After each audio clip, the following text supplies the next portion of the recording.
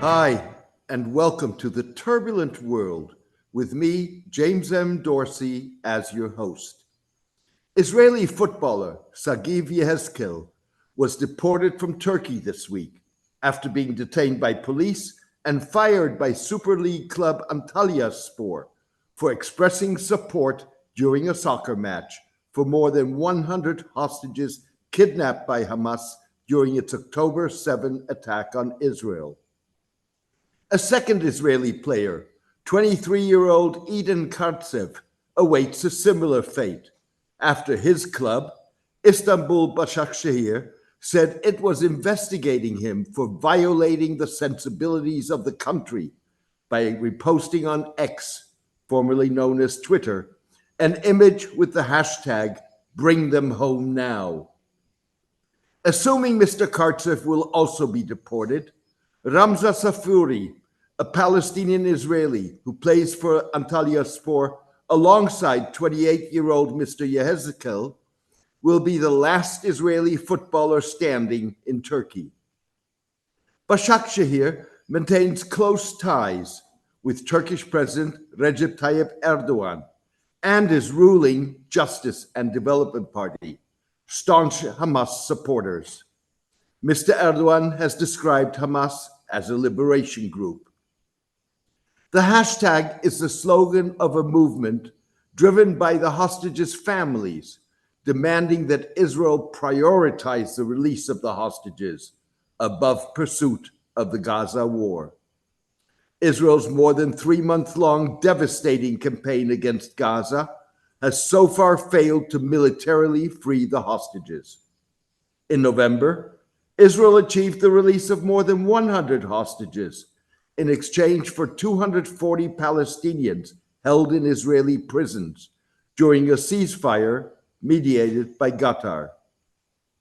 Turkey's backing of Hamas is likely one reason why it, unlike Qatar and Egypt, the two other Middle Eastern states with links to the group, has not played a role in efforts to achieve a ceasefire in the Gaza war and the freeing of hostages.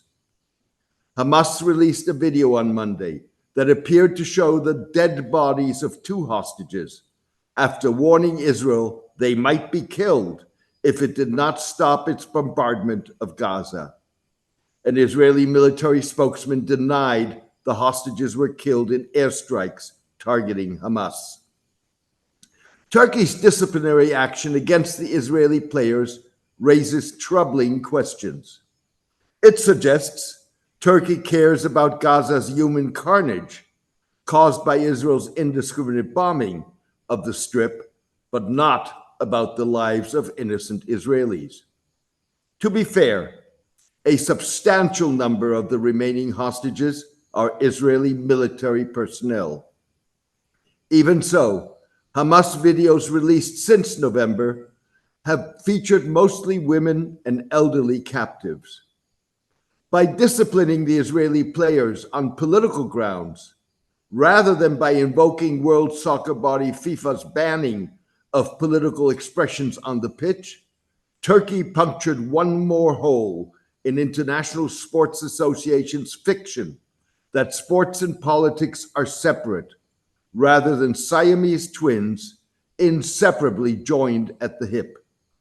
Ironically, the Turkish Football Federation last month canceled a Super Lig final between clubs Galatasaray and Fenerbahce, scheduled to be played in Riyadh, after Saudi authorities banned players from wearing jerseys portraying Mustafa Kemal Atatürk, the visionary who carved modern Turkey out of the ruins of the Ottoman Empire. The disciplinary actions touch on one more major casualty of the Gaza war, beyond the shocking 24,000 Gazan death toll, including 55 footballers, the hostages, and the mass Israeli arrests of West Bank Palestinians, and that is freedom of expression. Irrespective of one's attitude towards the Gaza war, disciplining the Israeli players amounts to curtailing their freedom of expression. That is no surprise. Turkey is the 4th most prolific jailer of journalists globally behind Iran, China, and Myanmar. Even so, the disciplinary measures are part of a global crackdown stretching from Israel and the United States into Europe on freedom of speech, accelerated by the Gaza war, but shaped long before Hamas's October 7 attack by Israel and its supporters, seeking to label criticism of the Jewish state as anti-Semitism. Israel and pro-Israeli groups have skillfully exploited the blurring of the lines between anti-Zionist, anti-Israel, and anti-Semitic expression to try to squash criticism of Israel while ignoring, if not encouraging, blatant racist and dehumanizing anti-Palestinian language. Increasingly, the upshot is a clampdown on free speech in democracies, in which calls for a Gaza ceasefire and an independent Palestinian state alongside Israel are denounced as anti-Semitism. Public outrage in Europe has defeated attempts in countries like France, Germany, and Austria to ban pro-Palestinian protests, the waving of Palestinian flags, and the wearing of the keffiyeh, the checkered black and white scarf that symbolizes Palestinian nationalism. Similarly, Israeli far-right National Security Minister Itamar Ben-Gvir failed to ban anti-war protests organized by a minority of Israelis opposed to the assault on Gaza. The war has sparked debates in multiple democracies on the right to peaceful protest, with the media and human rights organizations weighing in on the repercussions of silencing war critics.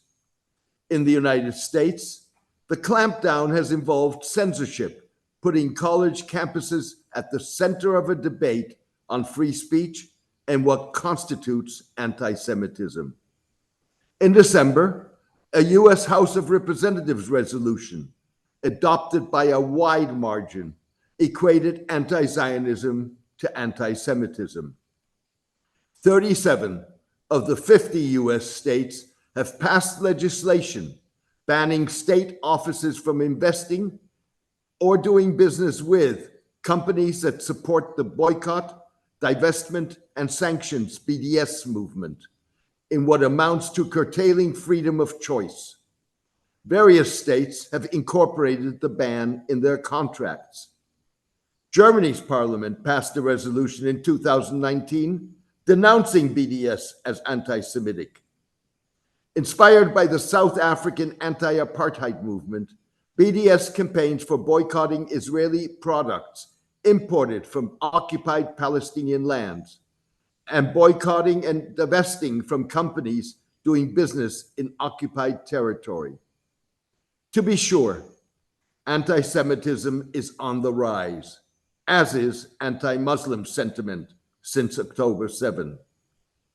The New York-based Anti-Defamation League reported anti-Semitic incidents had risen by 388% in the first 2 weeks of the war, compared with the same period last year.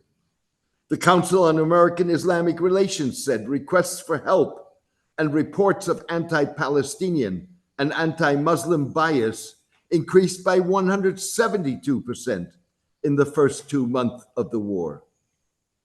In Israel, Meir Baruchin, a history and civics teacher, was fired from his job, investigated for intent to commit treason, and put in a solitary confinement in Jerusalem's notorious Russian compound prison for Facebook posts mourning Gazan civilians killed, criticizing the Israeli military, and warning against wars of revenge.